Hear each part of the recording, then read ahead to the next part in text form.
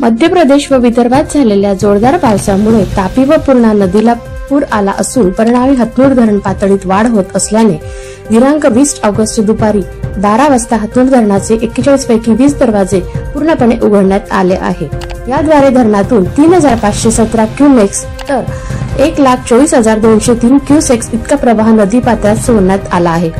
तापी नदी काठच्या गावांना प्रशासनाकडून सतर्कतेचा इशारा देण्यात आला आहे।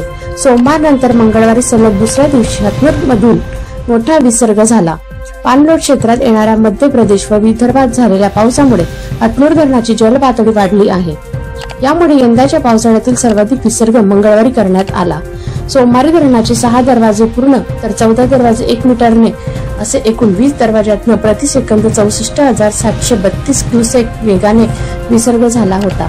यानंतर मंगळवारी 24 दरवाजे पूर्ण तर 6 दरवाजे 1 मीटर अशा एकूण 30 दरवाजांमधून विसर्ग झाला। यानंतर आज 20 दरवाजे पूर्णपणे उघडण्यात आले आहेत। दीपा बाणाईत यांचा रिपोर्ट, न्यूज मराठी, जळगाव।